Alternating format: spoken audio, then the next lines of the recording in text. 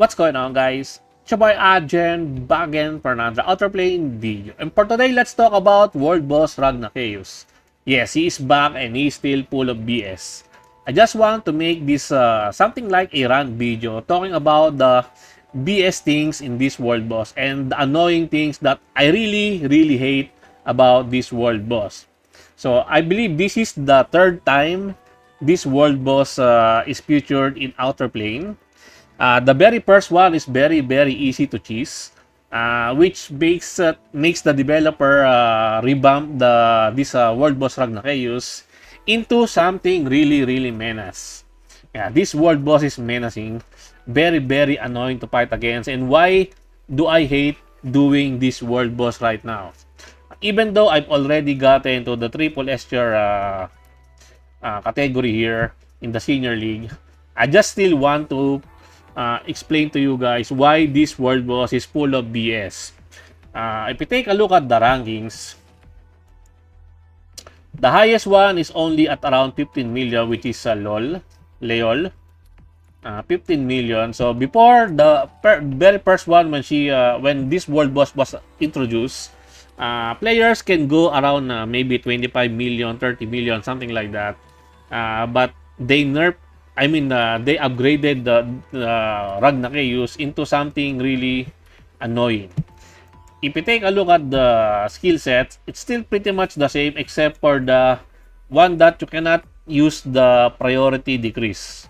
It's very annoying. Also, this buff removal is also annoying. This immunity here for this world boss is very annoying. One thing that I don't like in this one is that you need to rely on RNG. Yes, in order for you to get past into the triple S tier rankings. Why do I need to go into the triple S tier rankings? Of course, for the maximum rewards that you can get, especially for the world boss tokens. You may not want to go into triple S tier if your account is not capable of, or if you are really having a hard time getting into the triple S ranks. But my account is already pretty good enough to get past this one, but it took me a lot of tries. It took me a lot of hours just to get past the triple S rank, which is one of the things that I want to talk about. If you're someone that has a lot of playing time, maybe it's okay for you, but for me was pretty much very limited time into playing gacha games. This is not the only game that I play. I try to balance my gacha games within my given free time. But yeah, it's very time consuming because if RNG does not favor you, then you're fucked. You're going to be spending lots and lots of hours if you still did not get the correct RNG for that kind of scenario that you're trying to hope for. Now, let me explain to you why this one is full of BS RNG. Not my team. Let's take a look at the number one team because that one is pretty much the meta team composition in this team. If you take a look at the team for the number one player, Leol, this is pretty much the team that everyone uses in the high rankings. Also, this is almost pretty much similar to the team that I use. I also tried to replicate this one. I can replicate this one, but it's probably depends on your RNG, which is something that I really want to point out in this world boss. The world boss is using something like an AoE attack that buffs himself with defense buff.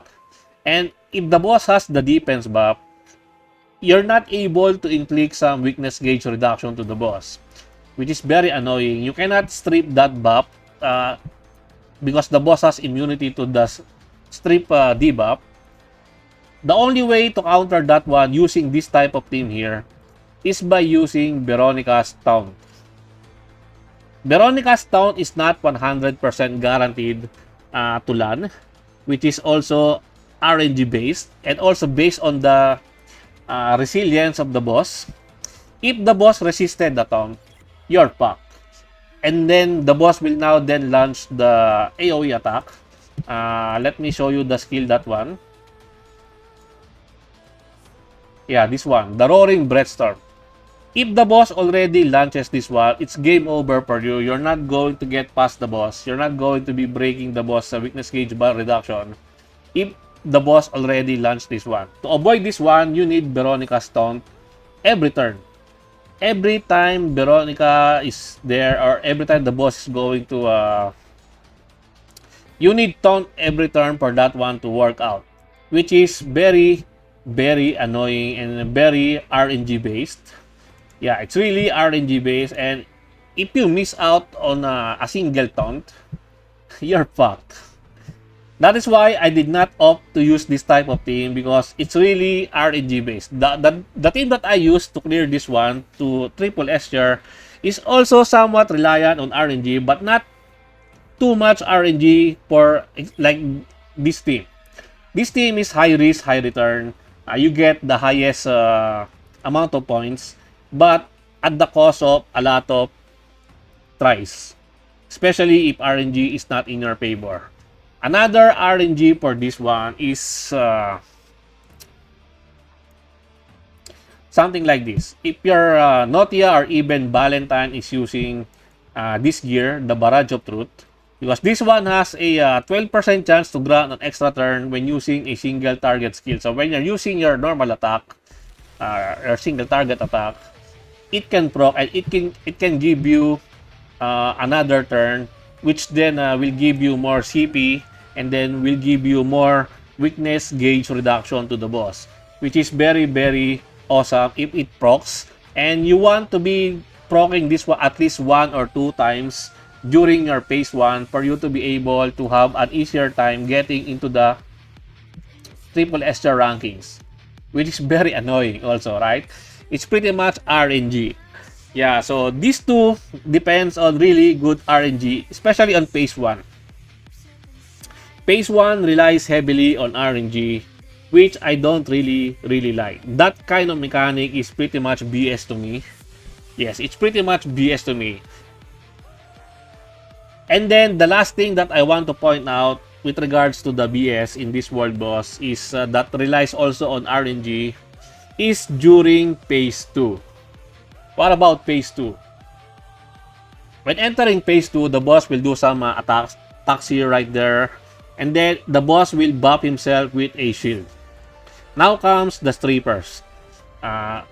Diblada is the only one, the best one that can strip that one, but it's not 100% guaranteed.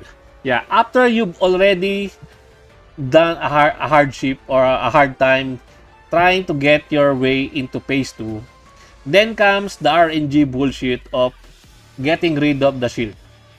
If Diblada was not able to remove the shield, it's also game over for you, which really sucks, especially if you've already taken a lot of time during your phase 1 just trying to get into phase 2, and then suddenly your Diblada miss on stripping the shield.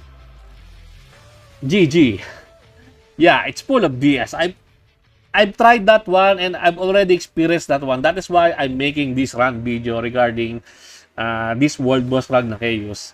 I don't know if they can improve this one. I'm not saying to really change everything or something like that. I just want them to improve this one, probably less time consuming or something like that. Or maybe if you've already gotten cleared the SS rank, why not in the next one just skip?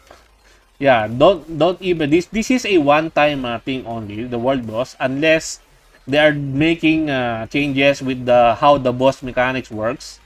But it's still the same, so it's pretty much very time consuming. I'm glad that they have this battle record here to save your team that you used to do this one. But even if you try to restore your team here, although the gear presets will be available already, which is nice, you will still need to undergo the process of trying to get the correct score that you want, that the score that you are aiming for. So yeah, World Boss Ragnakeus is full of BS.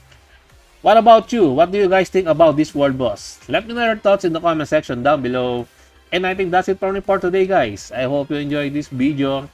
Please leave a like and subscribe. I would really appreciate it if you could help me grow my channel more.